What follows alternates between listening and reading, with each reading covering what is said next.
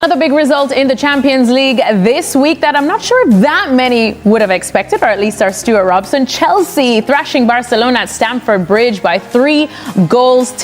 And this weekend, it's another big task for Chelsea, as it's the small matter of a London derby, as Arsenal will be facing Chelsea this weekend. And these are the predictions.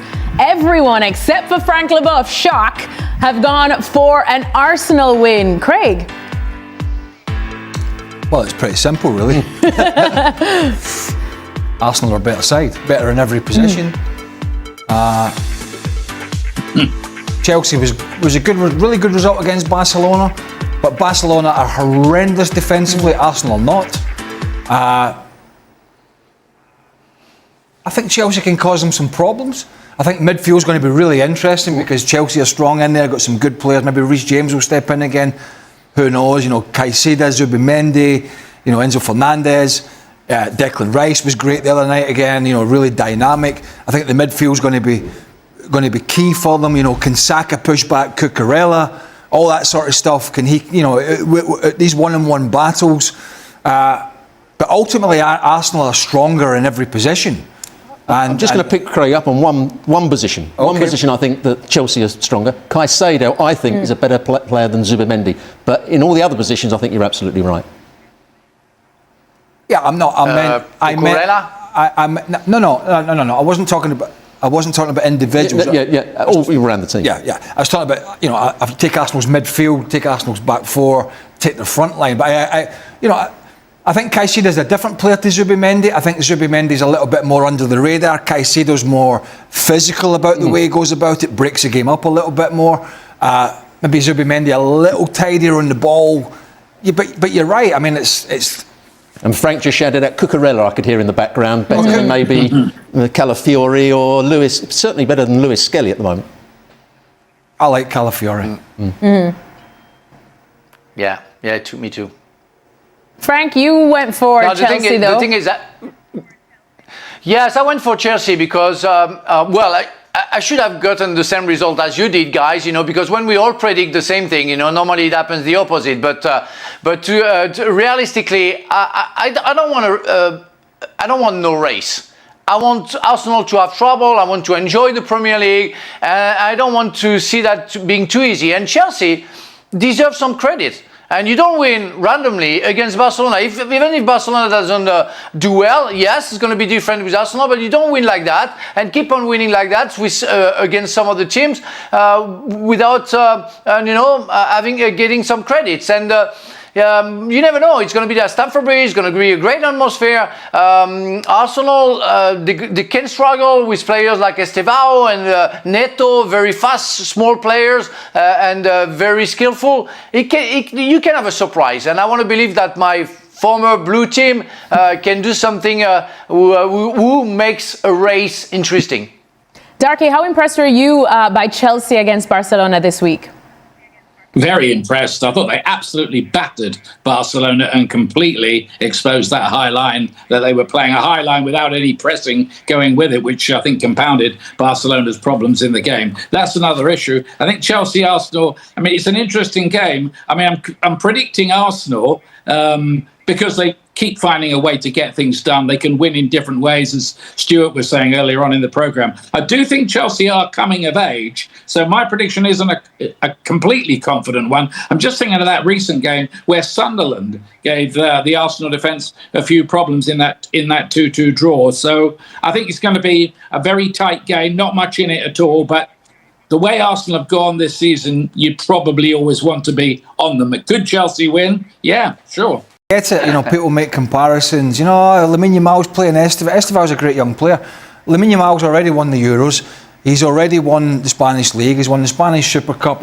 You could argue he could have won the Ballon d'Or, but Dembele was a... And you and I watch him most weeks. We've seen him have absolutely magnificent games week in, week out. They were 2-0 down in the final Clásico last year, and not quite single-handedly, but he just dragged this Barcelona team back in the Clásico to I think it was 4-3 in the end. Ian was there. It was just magnificent. So he has done it as a youngster. Now, has he gone off the ball a little bit or off the boil slightly? I think the answer is yes. Now, Robbo, you did the game last week against Athletic Club, and he's maybe starting to overcomplicate it a little bit. Yeah, and I think he's put pressure on himself with all the things that happened with the Spanish team and not going there, and the club haven't helped that. And I just thought, the really good players, and he's a great player. You use the skill and your technique in moments where it matters, in and around the box. He was doing it on the halfway line, getting caught on the ball. A great coach that I played on, John Cartwright, used to say, don't play your ace all the time.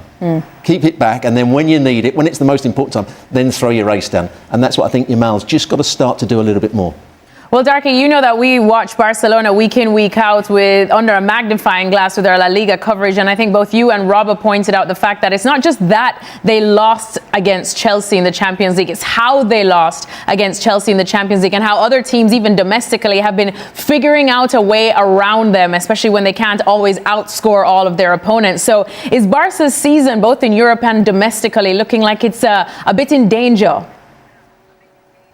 Maybe not domestically, because I'm not sure too many of the teams in La Liga will be able to exploit them in the way that Chelsea did. But against the top teams coming to the knockout stages of the Champions League, and we assume Barcelona will be in that competition at that stage, I think they're going to have a problem, because people are going to play pacey types against them who'll just get in behind and exploit that. I mean, and there was one quite worrying bit, wasn't there, where Neto was in a foot race with Kubasi and completely left him for dead. So, is the recovery speed there as well when you're playing that high line? Yeah, I mean, it's something for Hansi Flick to think about, but I think he's thought about it and he's going to stick with exactly the way they play. Just going to pick up on something Darky said there, and we were talking about it before the show.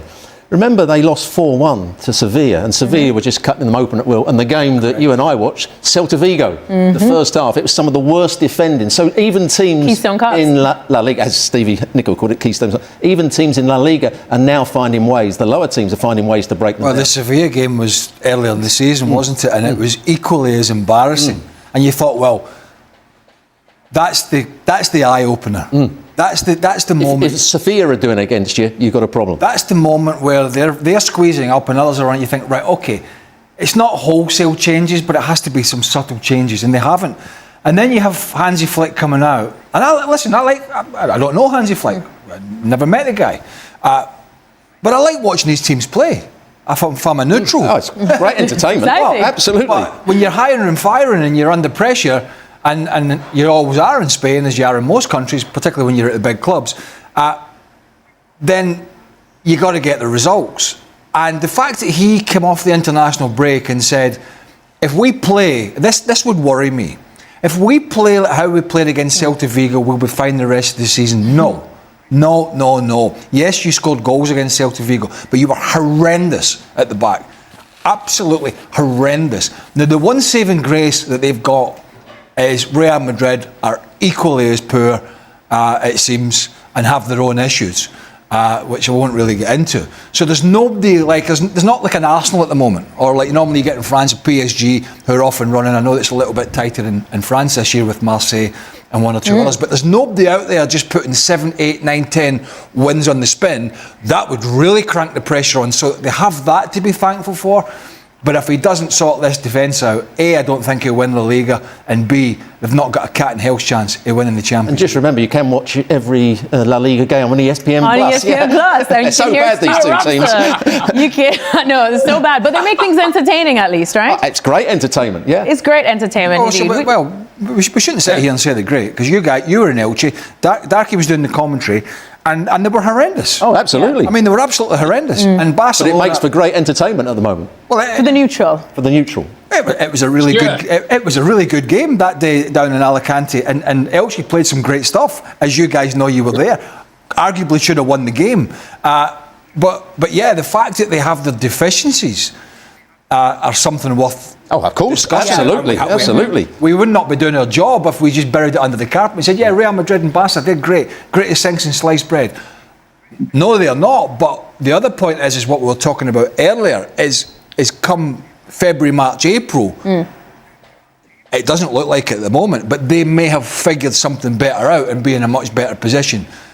akin to what we're Or talking we about. could be ending up with Hansi Flick gone and so Xabi Alonso gone at some point if they don't get results in the Champions League and don't get results in the... And Anthony Slot gone. I mean, Yeah, that could be everything. Who's going to be Alonso, around? Alonso to Liverpool. Alonso to Liverpool, I tell you what. Darky? Or Hansi Flick to Liverpool. What Stuart forgot to mention is, in his big promo for ESPN Plus, all 380 games in La Liga are on ESPN. And half of them commentated by Ian Dark. So, there we go. I mean, come for Ian Dark, stay for the football and the entertainment. I mean, if I was guessing, I'd say there's contracts coming up for renewal. It looks like he's got athletic club's shirt on behind him. They're probably not going to get renewed, though. We will always come on, we renew can't your have that, contract. Darky, come on. La Liga coverage without Darky's voice? Come on. Is that even La Liga anyways? Well, speaking of La Liga, it is back this weekend. Robert, which game are you on? I'm on Sevilla versus Real Betis. All right. 3:15 English time. And are you with Darky? No, I'm not with Darky. I'm with Rob Palmer. No. All right. Well, tune in Darky on gets Sunday. the big one. Darky gets the big one indeed. We will see exactly what happens this weekend. Barcelona going up against Alaves. And then on Sunday, Girona against Real Madrid. That's 2:30 p.m. Eastern time. Mikel Arteta has made it clear that Arsenal will need to unleash their complete player against Bayern Munich. The Gunners host the German champions at the Emirates Stadium on Wednesday, and one man in particular could be decisive. Ebereki Eze, described as a very complete player by teammate Mikel Merino, is emerging as one of Arsenal's most dangerous weapons ahead of their Champions League clash with Bayern. The 27-year-old announced himself in North London with a stunning hat-trick in his first derby since arriving in a £67.5 million move from Crystal Palace. His 3 brilliant goals dismantled Tottenham, and truthfully, he could have scored even more. Merino believes every one of Arsenal's 8 summer signings has lifted the squad's level, helping the team build a 6-point lead at the top of the Premier League. But Wednesday's matchup is different. Bayern Munich, the reigning Bundesliga champions, represent the toughest test yet for Arteta's side. Speaking after the win over Spurs, Merino praised Eze's qualities and hinted at the impact he could have in such a high-stakes European battle. We've brought in a lot of players who can make a difference. But you can see that other teams have spent big as well, the Spain international said. Individual brilliance can win matches, sure, but in the end, it's the team that matters. If you have great players who don't connect, that's a problem. The good thing about this group is that everyone thinks about the team first. When asked about Eze specifically, Merino didn't hesitate. I think he's incredibly complete. He can dribble, he can pass, and his technical quality is outstanding. In Spain, we always talk about players who can connect with others. He has that naturally. He grew up with that instinct to link play, move the ball, and build relationships on the pitch. He also has the mindset to get involved, demand the ball, and influence the game. At the same time, he's strong, he can take players on, and he can finish. He's a truly complete signing. Merino also touched on how the modern game often reduces players to simple numbers. These days everyone judges players by goals and assists, that's just how it is. But as footballers, we see the deeper qualities he brings, the technique, the movement, the intelligence. Even in training, you can tell immediately how special he is. Yes, he's scoring goals, but he's much more than that. He's an exceptional player, and we're incredibly lucky to have him. He can play in several positions and adapt to different systems. He's been a huge addition for Arsenal. Beyond the technical qualities, Merino believes Eze's attitude, and the healthy competition within the squad, will be crucial in Arsenal's title push. You can hear the calm in Ebereki's voice and see it in the way he carries himself. He's confident, grounded, and every morning we sit together in the sauna at the training ground and talk about everything, he added with a smile. He's a great guy, already fully integrated, and we need players like him. Competition is fierce. There's so much quality in this squad. That's exactly what the manager wanted, as many top players as possible, all ready to play. It makes his decisions tough, choosing who starts and who doesn't, but it also pushes every one of us to give our best in every session. And that's why we're improving as a team. As Arsenal prepare for Bayern's arrival, Arteta is facing one of the most delicate balancing acts of the season. The squad is healthy, competition is fierce, and expectations have never been higher.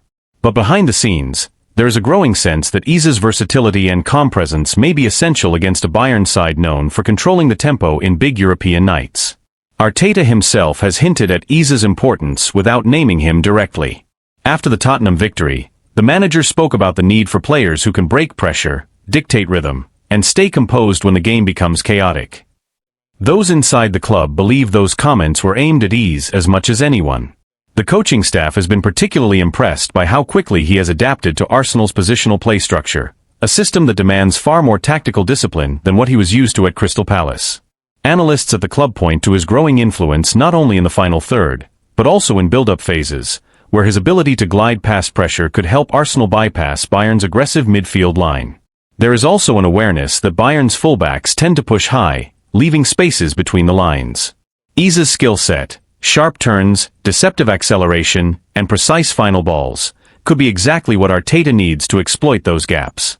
Outside the club, pundits have already started circling Wednesday's match as a defining moment for the £67.5 million signing. Some believe that if Ease can impose himself on a Champions League quarter-final against Bayern Munich, it will confirm his arrival among Europe's elite creative players. Former players have echoed that sentiment. Several ex-Arsenal figures, speaking on television over the weekend, highlighted the need for someone who can change the temperature of the match with a moment of calm or an unexpected burst of creativity. Ease, they argued, is one of the few in the squad capable of both. Meanwhile, Bayern Munich come into the match with their own confidence. Their midfield trio has been one of the most dominant in Europe this season, and they have shown a repeated ability to suffocate opponents early. That dynamic is precisely why Arteta may lean on Ease's composure. When the game tightens, Arsenal will need a player capable of slowing it down, protecting the ball, and finding solutions in tight spaces. Within Arsenal's dressing room, Mourinho's praise reflects a broader consensus.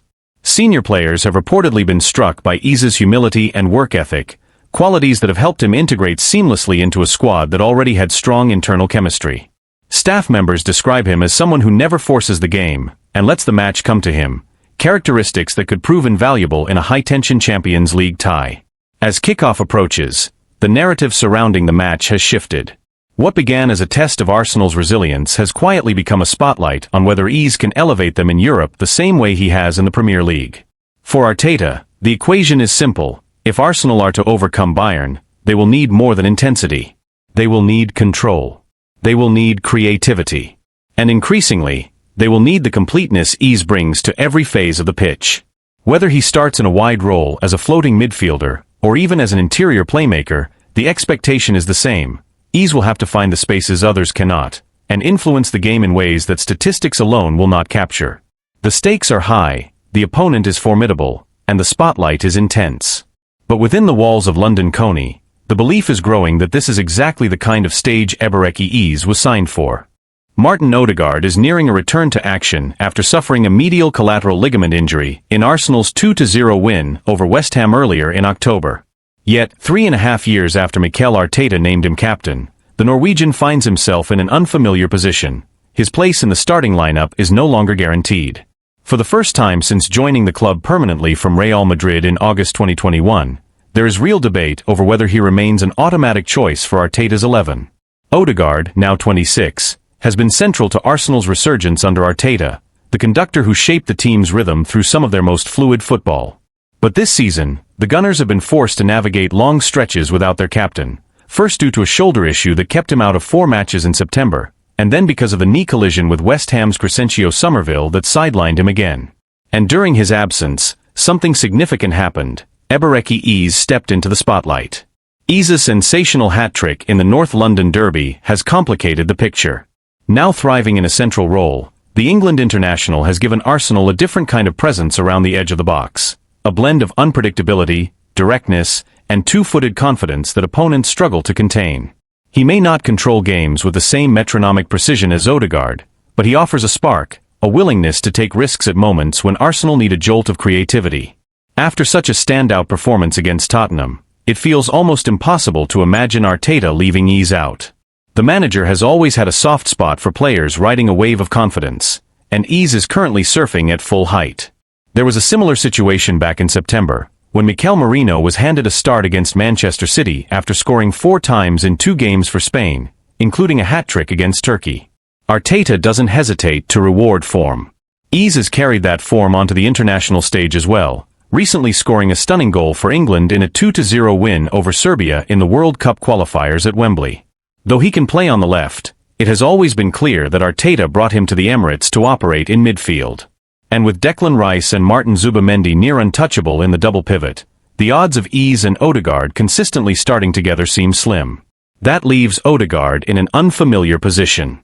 He needs minutes to rebuild sharpness, yet Arsenal's medical team won't rush him. The plan is likely to ease him back through short substitute appearances before restoring him to larger roles. But even once fully fit, Odegaard faces genuine competition, because Ease has shifted the landscape. His arrival has raised the team's ceiling, and his performances have earned him the right to keep his place.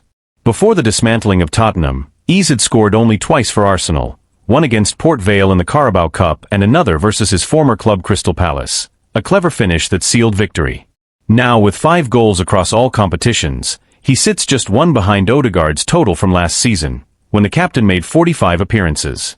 Odegaard's 2023-24 numbers were outstanding: 11 goals, 12 assists, influence written across every competition. That is the standard he must match again if he wants to reclaim his spot, because Ease is hungry, confident, and eager to impress ahead of next summer's World Cup. Arteta will insist that Arsenal need both players at their best if they are to meet their ambitions in the months ahead.